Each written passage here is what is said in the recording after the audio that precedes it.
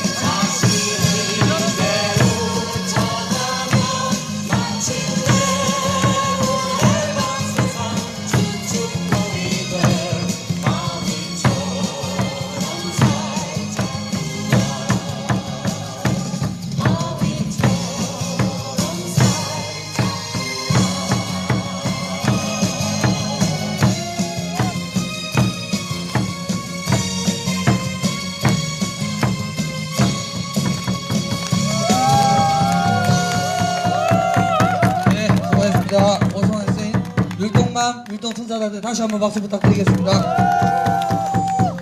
예, 첫 번째 발언하기 전에요.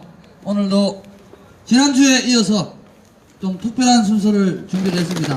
먼저 나오실 분, 제가 성함을 이름 말씀 못 드리고 이니셜로 말씀드릴 테니까 나중에 순서가 되면은 나와주시기를 부탁드리겠습니다. 예, 뭐 지난주에는 뭐 박씨들이 다 해먹는다 그랬는데 예, 이번 주에는 다양하게 예, 섞어서 예, 그렇게 하도록 하겠습니다. 먼저 이니셜로 우리 사드 반대 집회에 엄청 힘이 되고 있는 우리 K씨 예, 여성분입니다. 준비하시고 H씨 문학 좀 해서 예, 여성분입니다. 준비하시고 그리고 예, 이니셜이 잘 몰라가지고 어떻게 써야 될지 우리 앰프 팀장님하고 저하고 머리를 맞대서 예, 통일을 했습니다. 우리 G씨 영어로 예, 이니셜입니다. 예, 그렇게 해서 두 분 발언하시고 나서 그 다음 순서에 세 분 앞으로 모시도록 하겠습니다. 그렇다고 지난번처럼 가위바위보 안 시키겠습니다. 그냥 편하게 나오시면 됩니다. 아시겠습니까? 대답을 안 하세요. 아시겠습니까? 예. 예, 첫 번째 발언 순서입니다. 우리 유선철 자문위원님 앞으로 모시고 발언 듣도록 하겠습니다. 큰 박수로 모시겠습니다. 네, 반갑습니다. 어제 고창에서 강연회에 이제 강연회 갔었는데 거기에 갔다 왔습니다. 우리 그 밴드에 보시면 고택에서 듣는 인문학 강좌라고 이화 씨라는 분이 이렇게 한 번씩 이제 올리는 게 있어요. 그리고 그 내용이 보니까 상당히 참 이렇게 대단한 그런 내용들이더라고요. 그래서 지난달에도 한번 가봤고, 이제 어제 한번 또 가봤습니다. 그래 가보니까 어제는 누가 왔느냐 하면은 하토야마 전 일본 총리가 왔어요. 그래 이제 하토야마 일본 총리가 하는 얘기가 고택에서 하는 인문학 강좌라고 해서 이제 고택을 빌려서 하는 줄 알았는데 와보니까 비닐 천막이네요. 이래요. 비닐 천막에서 이렇게 강의를 했어요. 비닐 천막에서. 그런데 거창 시내에 있는 이제 고등학생들도 많이 오고 또 이제 일반 시민들도 오고 서울에서도 오고 이래 여러 사람들 왔더라고요. 한 100여 명 되는 것 같더라고요. 그렇게 오셨는데 하토야마 이제 총리에 대해서 먼저 말씀을 드리면 이분이 일본은 계속 자민당이 이제 지금도 자민당이 집권하잖아요. 근데 이제 자민당이 정권을 빼앗긴 적이 있어요. 2009년, 2010년 이때 바로 이제 하토야마 총리 이 사람이 민주당 대표인데 여를 중심으로 하는 이제 그 정당 연합이 이제 정권을 잡았던 적이 있어요. 2009년, 10년 이럴 때 총리를 했던 93대 총리입니다. 공경대학을 나와서 스탠포드 대학의 박사과정을 졸업한 엘리트 정치인이죠. 할아버지가 하토야마 이치로라고 54년도에 일본 총리를 했던 분이에요. 그러니까 정치인의 아주 집안이기도 하고 머리가 상당히 이렇게 좋은 그런 이제 집안인 걸로 보입니다. 그리고 이분이 2015년에 우리나라에 와가지고요 서대문 형무소에서 무릎을 꿇고 사죄를 했어요. 그게 이제 우리나라 신문에는 톱 기사로 났습니다. 이제 일본이 우리나라를 침략한 거에 대해서 사죄를 했단 말이에요. 그 서대문 형무소에 왜 갔겠습니까? 이제 많은 독립 투사들이 거기에 이제 투옥되고 했으니까 거기 가서 무릎을 꿇고 잘못했다고 이제 사죄를 했습니다. 그리고 유관순 열사의 사진 앞에서도 머리를 숙이고 그렇게 했었어요. 2018년에는 이분이 와가지고 합천에서 히로시마와 나가사키의 그 원폭 피해자들이 합천에 많이 산다고 그러대요. 그래 이 합천에 와서 또 그 사죄를 하고 그랬습니다. 그래 이제 이분이 어제 강연에서도 이제 역시 첫 마디가 과거의 우리 역사에서 일본이 한국에 대해서 인륜에 반하는 그런 잘못을 많이 저질렀다. 임진왜란도 있고 또 한일합방도 있고 그랬지 않습니까?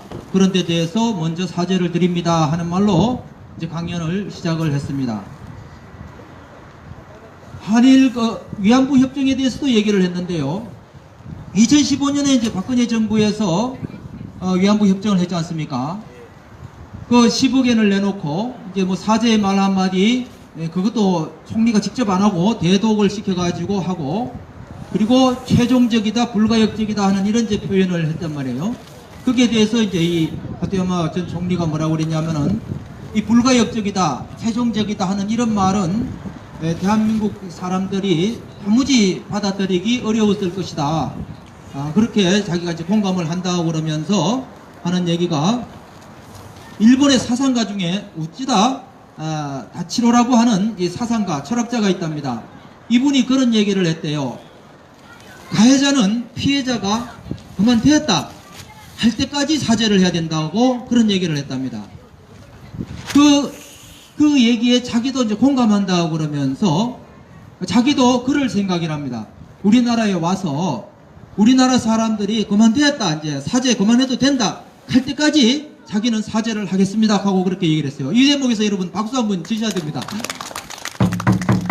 참 고마운 얘기 아닙니까? 그 총리까지 했는 분이 우리나라에 와서 그 일본 정치인들은 야스쿠니 신사에 말이지 참배를 하고 아베 같은 사람은 공물을 보내고 그죠? A급 정권들이 그 합사된 그 장소를 지금도 신성시하고 막 이런단 말이죠. 군국주의의 꿈을 버리지 않고 있단 말이죠. 그런데 저런 사람이 그래도 있다는 것이 우리에게 얼마나 큰 희망이고 또 하나의 무슨 가능성을 이렇게 엿보는 것 같아서 너무나 참 반가운 일이죠.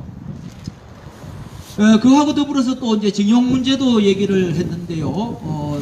이 전범 그 기업들 이제 우리나라 대법원에서 배상하라고 판결을 했지 않습니까? 그런데 일본에서는 이제 뭐 한일협정, 65년 한일협정으로 모든 게 끝났다, 이제 이런 입장이잖아요. 거기에 대해서도 이렇게 얘기를 하더라고요. 국가와 국가 간의 청구권은 한일협정으로 끝이 난 게 맞답니다.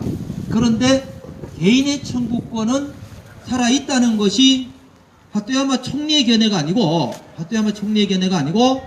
일본의 91년에 야나기라고 하는 외무성의 조약국장이 그렇게 얘기를 했답니다. 거기 일본의 공식적인 입장이랍니다, 지금까지. 우리는 그런 걸 모르고 있었는데, 그게 공식적인 입장인데, 그거를 이 사람들이 부정하는 거죠, 그러니까, 이제. 그런 게, 그 다음에 다른 그 변화가 없었는데도, 개인의 청구권은 인정된다고 하는 것이 공식적 입장인데도, 이제 국가 간에 뭐 청구권이 없듯이 개인도 없다는 식으로 지금 애들이 이제 뭐 물정이 지금 넘어가는 그런 것 같아요. 근데 그런 얘기를 하는 걸 듣고, 또 새로운 걸 알았다, 이렇게 싶었고요. 그런데 자기가 이 문제에 대해서, 역사 문제에 대해서 관심을 갖게 된 계기가 그랬답니다. 25년 전에 대구에서 전시 뭐 이산가족 회의라 하는 그런 무슨 뭐 회의가 있었는데 자기가 거기 참석을 했는데, 사할린에 사는 그런 이제 우리 조선인들, 잔류 조선인들 문제를 그때 얘기를 들었대요, 자기가. 아직까지 고국에 못 돌아오고 있는 그런 조선인이 많다는 그런 얘기를 듣고 굉장히 자기가 가슴이 아팠고 어떤 책임감을 통감을 했고, 그래서 일본인들이 뭔가 역할을 해야 된다. 또 일본이라고 하는 나라가 뭔가 기댈 수 있는 나라다는 어떤 그런 이제 느낌을 줘야 된다는 그런 이제 강한 어떤 의무감을 자기가 느꼈답니다. 그것이 이제 오늘날까지 이렇게 한국에 와서 자기가 이제 이렇게 활동하고 하게 된 그런 원동력이다, 이런 얘기를 하더라고요. 그러면서 우리가 함께 사는 이제 논리를 뭘로 찾아야 될까? 거기에 대해서 이 사람은 한마디로 이제 우애라고 그러더라고요. 우애. 이 우애라는 말은 할아버지 이치로 할아버지가 많이 이제 썼던 말이라고 그래요. 이제 우애를 설명을 이 사람은 두 가지로 하더라고요. 하나는 자립이고 하나는 공생이다. 자립은 자기 존엄을 존중하는 것이고, 공생은 타인의 존엄을 존중하는 것이다. 그래서 이것을 합하면 상호 이해, 상호 존중, 상호 부족, 이렇게 된다는 거죠. 그래서 자기가 이제 그런 얘기를 국회에서 참 많이 했답니다. 이제 우리가 다른 나라와의 관계에서 이렇게 이제 우애를 이렇게 강조해야 되고 뭐 이렇게 이제 얘기를 자꾸 하니까, 전 총리 나카소네 아니었습니까? 나카소네 총리가 그러더래요. 자네가 하는 그런 생각은 소프트 아이스크림 같은 생각이야. 날이 더워지면 그냥 녹아버리고 없어지는 그런 생각이야. 그러면서 이제 빈정거리다는 거죠. 그런데 그렇게 얘기를 하는데 자기가 반박을 못했대요. 그래가지고 이거를 어떻게 이제 해볼까? 그래 참 고민하다가 자기가 이제 새로이 이제 재인식을 하게 된 게 뭐냐면, 이 우애라는 것은 전체주의에 대항하는 평화의 무기다. 자기가 그렇게 이제 재정리를 했답니다. 재인식을 했대요. 전체주의에 대항하는 평화의 무기다, 우애가. 자, 그렇게 하면, 자, 전체주의가 뭡니까? 국가라고 하는 이 전체를 위해서 개인은 뭡니까? 하나의 도구에 불과하잖아요. 수단에 불과하잖아요. 희생돼도 되는 존재 아닙니까? 일본이 바로 그렇게 했잖아요. 그죠? 천황폐하의 영광을 위해서 우리가 막 감까지 특공대에 가서 그냥 막 죽어버리고 뭐 이런 식으로 하는 거 아닙니까? 개개인의 어떤 생명이 존중되는 게 아니라 국가라고 하는 이 전체가 이제 소중한 거죠. 그래서는 안 된다는 겁니다. 국가는 수단이라 해야 되지 목적이어서는 안 된다는 거죠. 결국 목적은 뭐냐? 개개인의 인간이 존엄하고 그 존엄성이 실현되는 그런 나라가 되어야 된다는 거죠. 그것이 바로 우애의 기본 정신이라는 겁니다. 그러면서 이 우애 정신으로 그러면은 앞으로 우리 아시아는 어떻게 나가야 될 거냐? 바로 동아시아 공동체를 이제 형성해야 된다, 이렇게 얘기를 합니다. 지금 세계의 추세는 뭐 크게 두 가지라고 그럽니다. 그 하토야마 총리 얘기가, 하나는 트럼프처럼 저렇게 이제 자국 중심주의, 이른바 민족주의 막 이제 이런 식으로 자기 나라를 중심으로 막 가는 이런 세력들이 있고, 그러나 또 전 세계의 흐름은 뭡니까? 이른바 이제 세계화라고 그래가지고 자본과 사람과 정보가 자유롭게 이동하는 이런 사회 아닙니까? 근데 또 세계화도 문제가 있단 말입니다. 이 세계화에는 빈곤하고 뭐 이런 나라들은 이 세계화의 덕을 못 봐요. 그렇게 교환할 게 없어요. 그죠? 이런 또 문제가 있습니다. 그래서 자기는 이 세계화의 추세하고 이 자국 중심주의의 그 중간 단계에서 바로 어떤 이제 지역 공동체, 그렇게 이제 우리 아까 얘기했듯이 아시아, 동아시아 공동체 이런 거를 이제 우리가 만들고 그걸 추구해야 된다는 얘기입니다. 다시 말하면 한국과 일본과 중국이 중심이 된 아시아 공동체 이런 걸 만들어 가지고 서로가 서로의 이 약점을 보완해주고 장점은 살리고 그렇게 이제 해야 된다는 거죠. 무역에서 예를 든다면 일본은 이제 자본재 생산에 이제 우위에 있다고 그럽니다. 한국은 중간재 생산에 우위에 있고 중국은 소비재 생산에 우위에 있고 이렇기 때문에 그 각각의 이제 그 장점을 잘 살려서 교역을 하고 하면 서로가 윈윈할 수 있는 뭐 그런 관계를 형성할 수 있다. 이게 이제 그 총리의 뭐 이제 전체적인 얘기였습니다. 결론적으로는 그렇게 이제 아시아, 동아시아 공동체를 형성해야 된다는 얘기죠. 그래가지고 이제 그거를 자기가 이제 그 집권 시에 그 얘기를 했고, 협력 사무소를 서울에도 뒀답니다. 중국 대표, 그렇게 한국 대표, 일본 대표가 상시로 만나서 협력하는 그런 이제 사무소가 지금도 있대요, 지금도. 그런데 지금은 그렇게 쉽게 말해서 이름만 있지 유명무실한 이런 상태라고 그러네요. 그런 얘기도 했고요. 그리고 이제 질문을 이렇게 이제 뭐 몇 개 이렇게 받고 했는데 그 중에 이제 생각나는 거 한두 가지만 소개를 하면 첫 번째 질문은 중앙일보의 이제 대기자, 그 김영희 대기자가 질문을 했는데 이런 얘기를 했습니다. 한일 관계에는 산적한 문제들이 너무 많기 때문에 아까 그 총리께서 말씀하신 우애라고 하는 그런 거는 내가 듣기로는 너무나 이상적으로 들린다. 과연 한국과 일본 사이가 정말 진정으로 친밀한 그런 관계가 될 수 있겠느냐 뭐 이런 제 질문을 하니까 독일과 프랑스의 예를 들면서 그러더라고요. 그렇게 많이 싸우고 아주 감정이 안 좋았지만 많은 교류를 통해서 지금은 사이좋게 지내지 않느냐. 우리도 그런 교류를 활발하게 하면 얼마든지 할 수 있다고 본다. 뭐 이런 제 얘기를 했고요.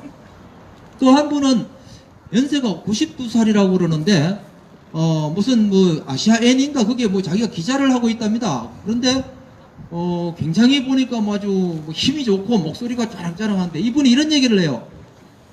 만약에 한국의 대통령이 퇴임을 하고 나서 하토야마 총리처럼 일본에 가서 이런 식으로 사과를 하고 한국에 돌아오면 이거 맞아 죽지 않겠는가 이런 얘기를 했어요. 그러면서 당신 그 위협을 안 느끼냐 이런 얘기를 하니까 하토야마 총리가 하는 얘기가 뭐냐면 자기는 죽어도 이한이 없답니다. 비겁하게 사는 것보다도 자기는 정말 옳은 길을 가고 싶고 옳은 길을 가기 위해서 가다가 맞아 죽어도 자기는 유한이었다 그랬다. 여러분 여기서도 박수를 쳐야 돼요. 대단하지 않습니까? 정말 이렇게 감동이 와요.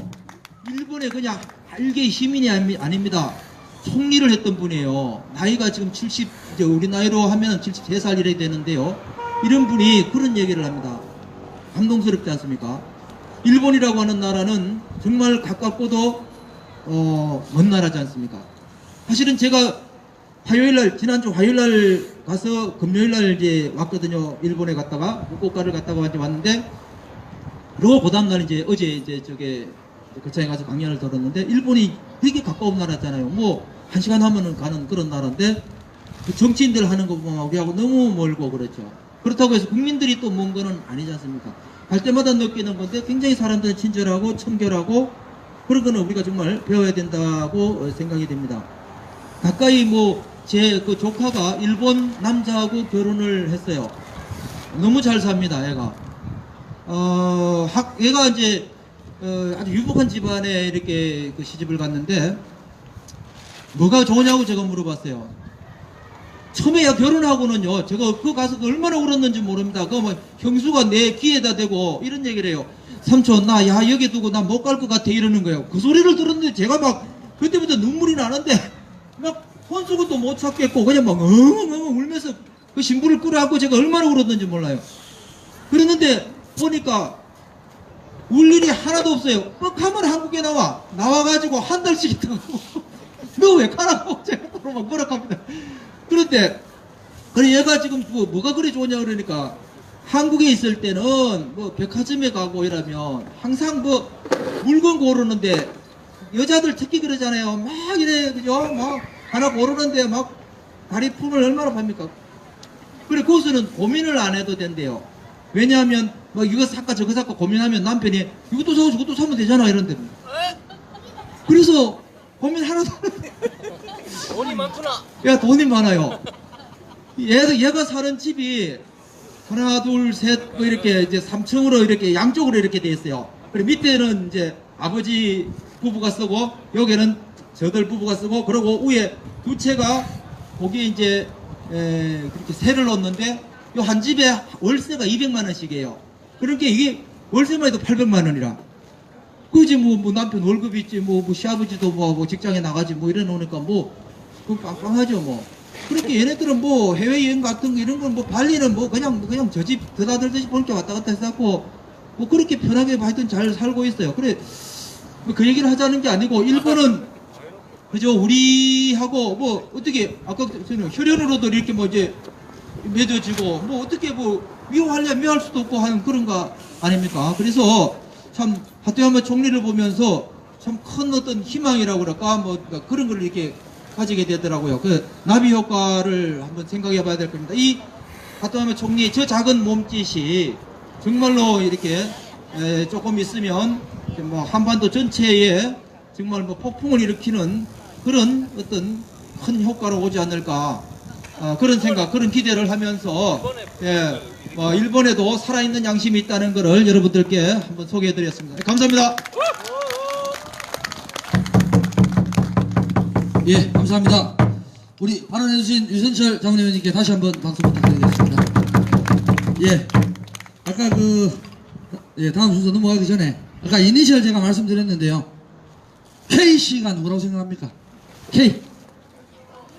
아니, 이렇게 불러주세요. K. 누구요? 아, 여성분이라니까요. 예, K. 김옥경, 김정봉님, 김정희, 여자분이라는데 자꾸 남자분 이름이 되시는 저보고 김정희. 예. 그러면은 아니 두 분은 아실 것 같아. HC는 HC. 함수연님. 그렇죠. 예, 한수호 선생님 아닙니다. 예, 한수호 선생님입니다. 그리고 제가 몰랐는데 이분 서울대면 다 아실 것 같아서 G로 아까 말씀드렸는데 K입니다. K. K S인데 이분 누군지 아시는 분 손. 예? 아, 똑똑하시네, 대표님. 예, 세 분 준비해 주시면 될 것 같습니다. 예, 다음 순서입니다. 요즘에 들어서 김상태 감독님이 울고 가실 만한 저희 김천시민 사드반대 촛불 집회의 새로운 카메라 감독님, 박병주 카메라 감독님 모시겠습니다. 큰 박수로 모시겠습니다.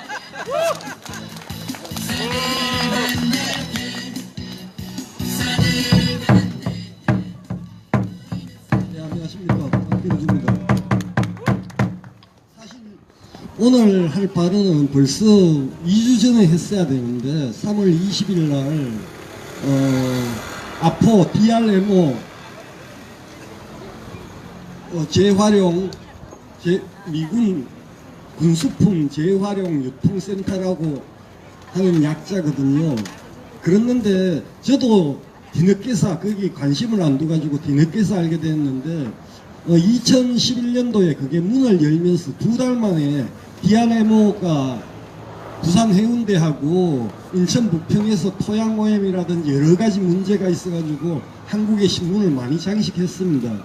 그래 그런 연유인지 어떤 연유인지 몰라도 지금은 DLA라고 공식 명칭을 DLA라고 했답니다. DLA가 뭔가 하면은 물류센터 물류센터로 이름을 바꿔놨습니다.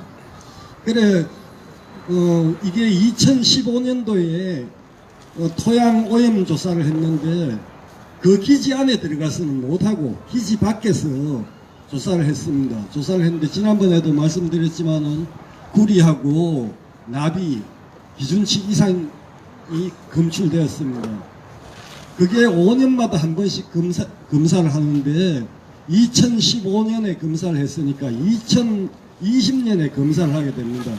그래서 요번에 김천시에서 우리 김동기 시의원도 많이 힘을 썼고 해가지고 환경부에서 2020년에 검사하기 전에 미리 한번 검사를 해보자 해가지고 김천시에서 1,100만 원의 예산을 들여서 경영문화대학에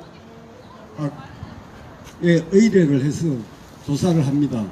그랬는데 그때 이제 우리 김천 시민들이 많이 가서 여기에 관심이 있다는 것을 보여주기 위해서 몇몇 사람이 갔습니다. 그날이 수요일이라서 소정리 집회하는 날인데, 소정리 집회도 중요하지만은 우리 지역의 일도 또 미군하고 관련된 일이고 해서 갔습니다. 모처럼 현장을 갔더니만은 그동안에 이 방책이 높아져 가지고 방책만 해도 한 4m 정도 됩니다. 까마득하게 높고 거기에 폐 플라스틱, 고철 이런 것들을 부수고 구부리고 이렇게 하는 작업도 하고 있더라고요.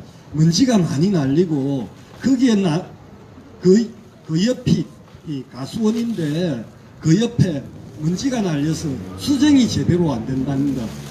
수정이 제대로 안 되고 또 거기 미군기지다 보니까 밤새도록 보안등을 켜놔서 이 농사에 막대한 지장을 끼치고 그 옆에 뭐 우사라든지 이런 데서 소가 임신을 못하고 낙태를 하고 뭐 피해가 지금 계속 쌓이고 있는데 이게 지금 초기니까 이렇지 자꾸 시간이 가가지고 이 폐기물이 많으면 많을수록 여기에 배출되는 양도 많을 걸로 짐작이 됩니다.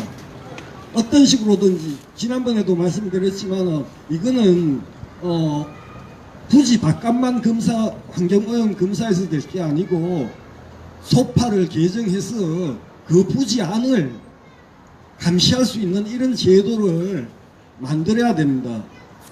만들지 않으면 그놈들이 또 철수할 때 인천 부평 같은 경우가 생깁니다. 인천 부평에 있는 DRMO가 김천으로 오고 난 다음에 거기에 뭔가를 활용하기 위해서 그 토양조사, 주변 조사를 하니까 거기에 뭐 말도 못하게 오염이 돼가지고 오염 제거 비용이 몇 수십억 원이 뭡니까? 하여튼 천문학적으로 많이 들고 그것도 바로 투입이 된다고 해서 돈이 투입이 된다고 해서 바로 되는 게 아니고 그것도 몇 년간의 세월, 길면은 10년 이상의 세월을 거쳐야 되는 겁니다. 그런 위험한 게 우리 아포에 와 있습니다. 아포가 또 어떤 지역입니까? 혁신도시가 발전을 하게 되면 율곡동이 발전을 하게 되면은 딱 그 미군기지 DRMO가 가로막을 겁니다. 그쪽에 사람들도 많이 살고 있습니다.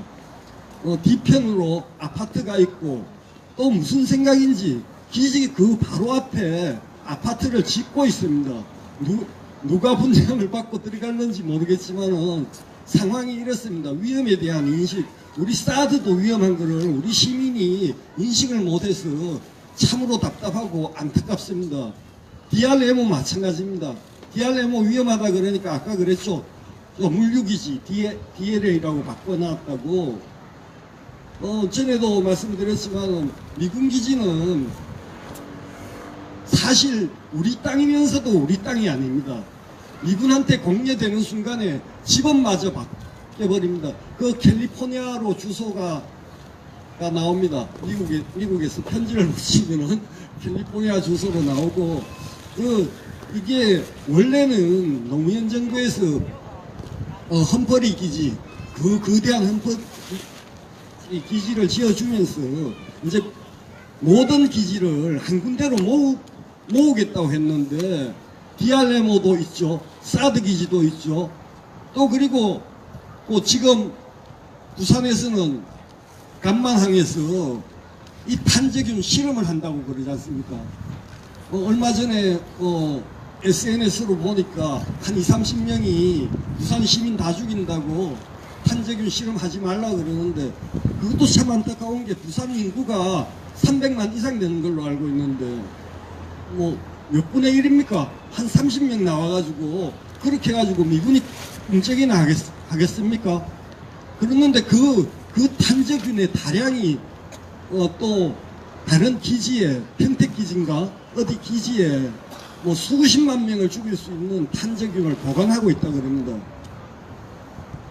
미군이 있는 이상 우리 국민은 위험하지 않을 수가 없습니다. 어떻게든지 사드 기지 내보내고 DRMO 내보내고 전국에 산재돼 가지고 있는 미군 기지 뭐 임시로 험프리스 기지에 있는데 그쪽으로 다 몰아넣고 여기에 조사하고 그 환경오염에 대한 처리 비용을 반드시 물어야 됩니다. 그런데도 불구하고 뭐 여기 주한미군 주둔비 탁도 아니게 인상시켜서 이제 그 당시에 비해서 91년 당시에 비해서 미군 병력은 10,000명 이상 줄었고 그동안에 투자되는 돈이 많아서 더 이상 돈 들어갈 게 없는데 자꾸 항목을 늘려갑니다.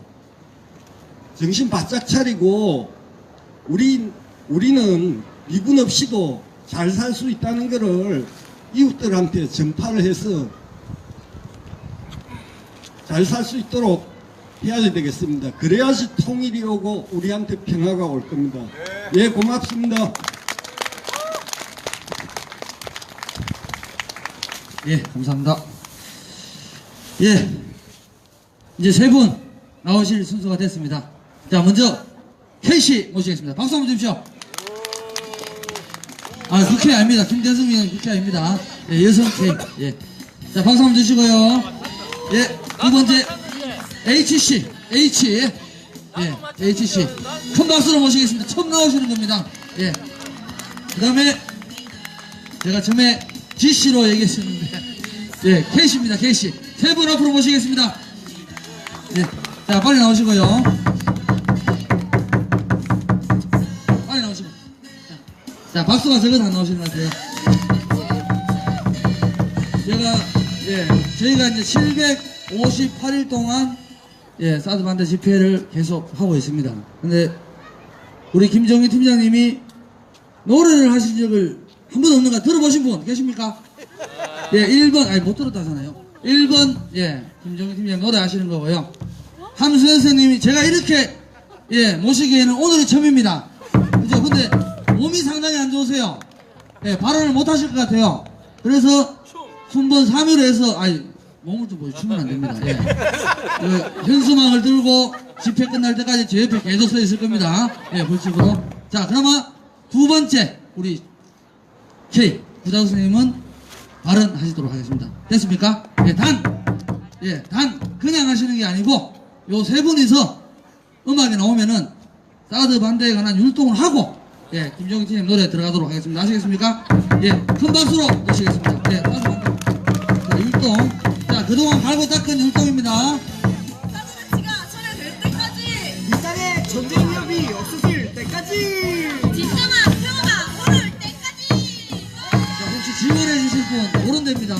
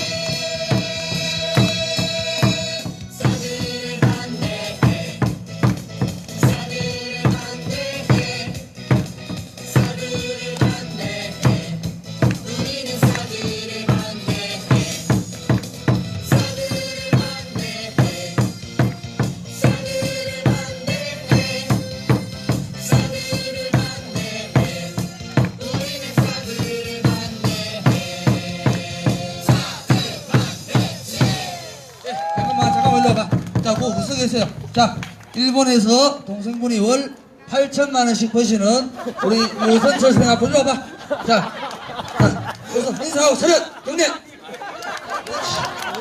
일본에서 새해만 해도 월 8천만 원 들어오신다고 했으니까 그래서 매점으로 그냥 가시면 되는데 손잡고 다 꺼내지 마시고 없는 거예요. 매점으로 가시면 돼요. 예. 카드도 됩니다. 예, 그거 가시면 돼요.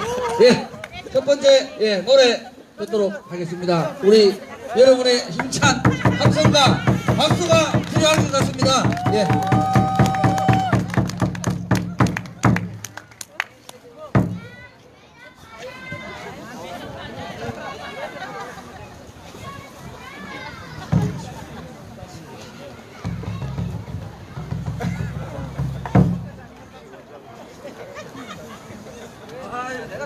내가 봐봐.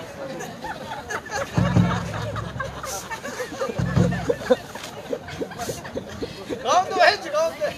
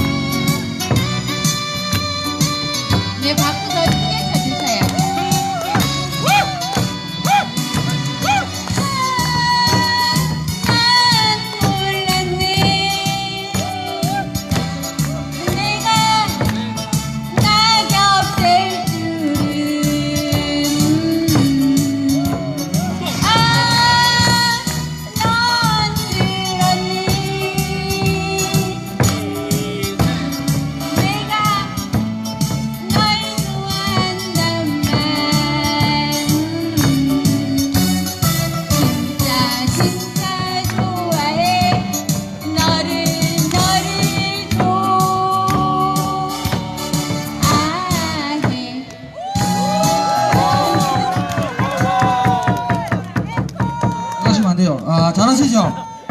노래 안 주시면 큰일 날 뻔했네요. 예, 이것으로 김천사도 여치 반대에 여성 가수분 한 분 더 등장하겠습니다. 예, 박수 한번 주시고 한 곡으로 하십시오. 예, 함성 소리 다른 건 없습니다. 예, 함성 소리 한번 듣고 다시 노래 앵콜송 청하도록 하겠습니다. 함성 시작!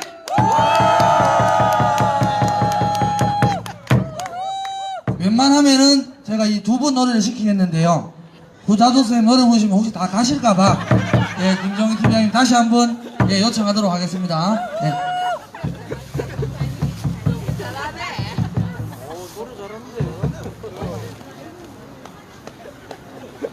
아이 저런 실력을 왜 예.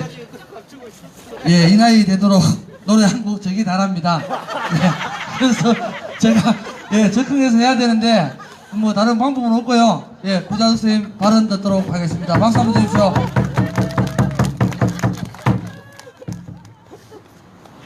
안녕하십니까. 안녕하세요. 무슨 이야기를 해야 되는지 잘 몰랐는데 나오니까 저보고 김단야 이야기를 좀 들려드리라고 말씀하시네요. 제가 사실은 김천을 그다지 김천에 자부심이 별로 없었는데 요 근래 김단야 선생님 공부를 하면서 자존감이 부쩍부쩍 마구마구 올라가더라고요. 김천이 이렇게 훌륭한 분을 두고 있는 땅이고 김천에 이렇게 훌륭한 독립운동가들이 많이 계셨다는 게 너무너무 놀랐고 몰랐다는 사실이 너무너무 미안하고 부끄러웠습니다. 사실 김단야에 대해서 저는 하나도 모르고 있었거든요. 2005년에 이분이 이달의 독립운동가로 선정이 되셨는데 전혀 모르고 있었습니다. 근데 우연히 그 경북 독립운동 기념관에서 홍보하는 걸 들은 분이 저더러 김단야에 대해서 아느냐고 묻기에 모른다고 했더니 이 김천 사람인데 좀 공부를 해서 김천 분들에게 널리 알려라고 이야기를 해서 단야라는 소설이 있는데 7권짜리 소설을 읽고 논문들을 읽고 그렇게 지금은 단야의 두 여자가 나오는 고명자 조세죽이 나오는 세 여자라는 소설을 읽고 있는 중인데요. 그 하면서 그 계령이라는 곳이 오랫동안 농민 저항 운동이 있었고 다른 지역에도 독립운동을 만세를 불렀지만 계령은 4번이나 불렀던 곳이더라고요. 그런데 김단야는 후손이 없다라고 이야기를 하고 지금 흔적을 찾을 수가 없다고 해서 그럼 계령으로 한번 가보자 해가지고 계령으로 갔는데 우연히 그날이 월요일이라서 교회나 성당은 노는 날이거든요. 네, 계령교회가 문을 닫아서 그 앞에 어떤 농민이 한 분 일을 하고 계시기에 저분한테 그냥 그 김단야 선생님이 살았던 곳이 어딘가 한번 물어보자 하고 갔는데 동굴이 69번지가 어디냐고 하니까 모르시더라고요. 그럼 계령에서 만세를 4번 불렀는데 아시냐 하니까 모른대요. 그런데 그분이 느닷없이 자기가 독립유공자라고 하는 거예요. 그래서 누구시냐 하니까 4차 때 만세를 불렀던 김타관님의 아드님이라고 말씀하시더라고요. 그래서 알게 됐는데 우리나라 독립운동가들은 학자나 보훈처나 이런 데서 열심히 발굴해서 서원을 하는 것이 아니고 후손들이 막 발로 뛰어가지고 우리 아버지가 할아버지가 이런 분이어서 하고 증명을 해야 서운을 받더라고요. 이분도 몰랐는데 자기 아버지가 만세를 불렀는 줄 몰랐는데 그 같이 만세를 불렀던 도마령이라는 분의 아드님이 대구로 이사 가신 지 한 10여 년 됐는데 어느 날 와서 당신 아버지하고 우리 아버지 만세를 부르시고 감옥 살해 하시고 벌 받고 나오셨는데 한번 신청을 해보자 해서 그분이 신청을 해가지고 독립유공자가 되셨대요. 그래가지고 너무 놀랐는데 그 다음에 그분이 하시는 말씀이 저기 가면 그 예전에 단야라는 사람이 살았던 집이 있다라고 이야기를 하더라고요. 그 아들이 와서 살았다고 하는 거예요. 그래서 그 예전에 살았던 집을 가보니까 아들이 6.25 전쟁 때 내려와서 고초를 좀 겪기는 했지만 어쨌든 거기에서 사시다가 돌아가셨는데 딸 셋을 낳았다고 하더라고요. 그래서 먼저 그 따님 이름 알고 했는데 한 사람은 속초 살고 한 사람은 구미 살고 한 사람은 서울 살고 근데 구미 사는 딸 그러니까 김단야의 손녀 되는 분이 뛰어다니면서 할아버지를 찾아냈다고 하더라고요. 그래서 먼저 조카 되시는 분을 먼저 소식이 알려져서 조카 되시는 분을 먼저 만나고 토요일 날 그 둘째 손녀를 만나러 갔습니다. 나이는 69세예요. 그래서 만나니까 김다냐 할아버지 때문에 집안이 옛날엔 잘 사는 집안이었는데 집안이 풍비박산이 나가지고 그래서 그런 건데 아버지가 10살 때 돌아가시고 어머니가 11살 때 돌아가셔서 할머니가 그러니까 김다냐의 첫 부인이 자기들을 힘들게 키웠는데 자기가 어느 날 그 소식을 접했대요. 자기 할아버지가 그렇게 훌륭한 분이라는 걸 알고 그래서 자료를 모으기 시작했대요. 그래서 자료들을 보여주는데 정말 놀랍더라고요. 그래서 이분이 막 그 러시아에 자기 할아버지가 자유주의 운동을 하다가 일본의 밀증으로 그 투서를 받아서 1930년대에 소련에서 처형을 당했거든요. 스탈린 치하에서.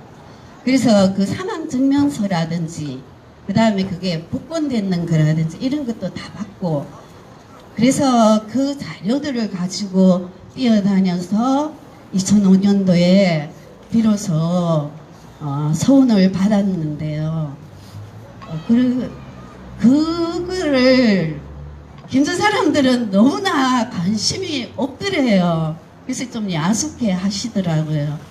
그 당시에 할아버지가 아무리 사회주의 운동을 하셨더라도 그게 사회주의 운동이냐고 독립운동을 하신 게 아니냐고 독립운동을 하신 걸 나라의 독립을 위해서 뛰어다니신 걸 김천 사람들은 너무나 알아주지 못하고 무관심하게 있었다. 그래서 그 당시에 신문도 스크랩 해놨는데 보니까 손녀가 찾은 할아버지 하면서 그 영남일보에 실려 있더라고요.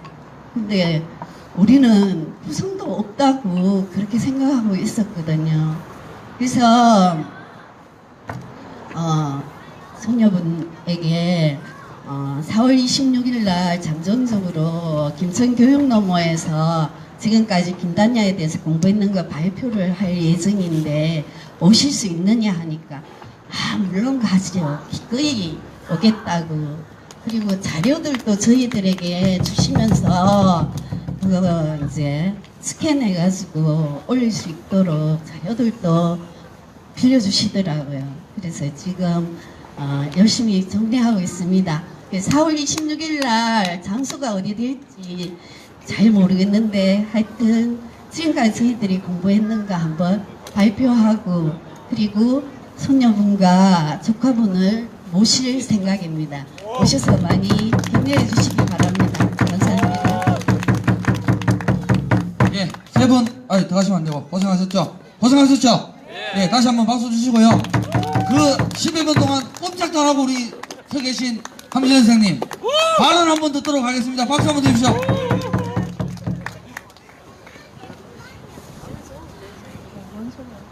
아니, 제가 구장 선생님한테, 제 김천교육노모에서 어쨌든, 독립에 관련한 김천의 독립가들이 굉장히 많다는 얘기는 다른 분한테 듣고 있었거든요.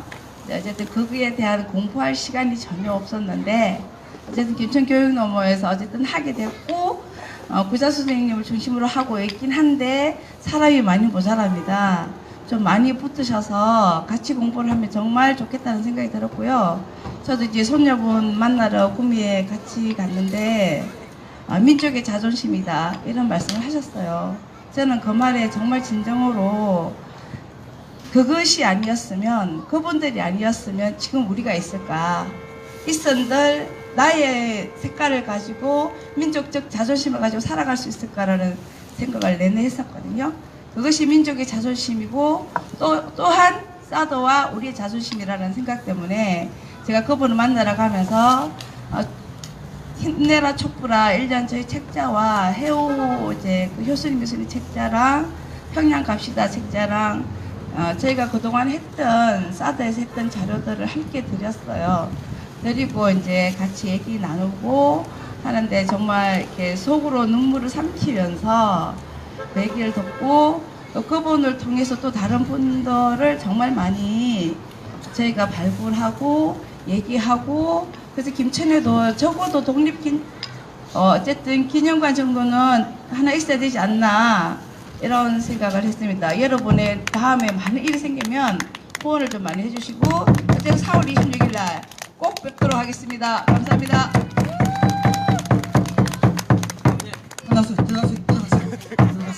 들어갔어요. 예, 다음부터는 발언하시라면 발언하시지 행사 홍보 절대 금지하도록 하겠습니다. 예, 다음 순서입니다. 율동맘 율동천사 모시겠습니다. 큰 박수로 모시겠습니다. 빨리 나와주십시오. 버스 왔습니다.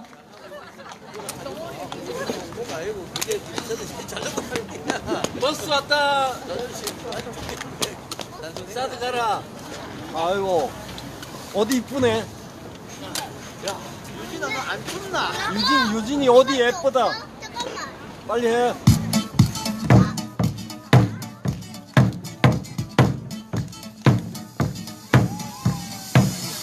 예, 다 함께 앞으로 모시도록 하겠습니다. 우리 강은석 노조위원장님 앞으로 와서서 율동 같이. 김양민 씨, 율동.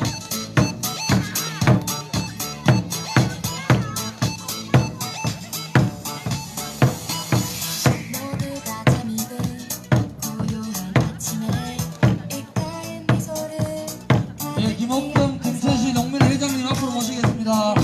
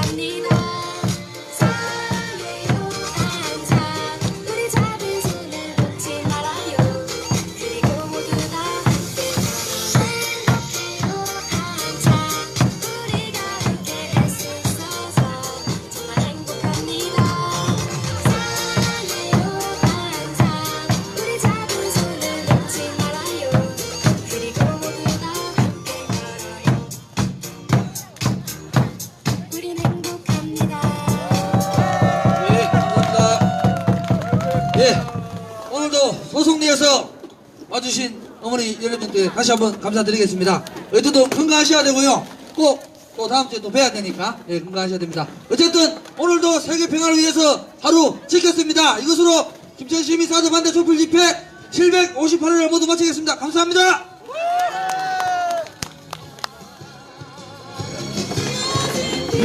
비바람이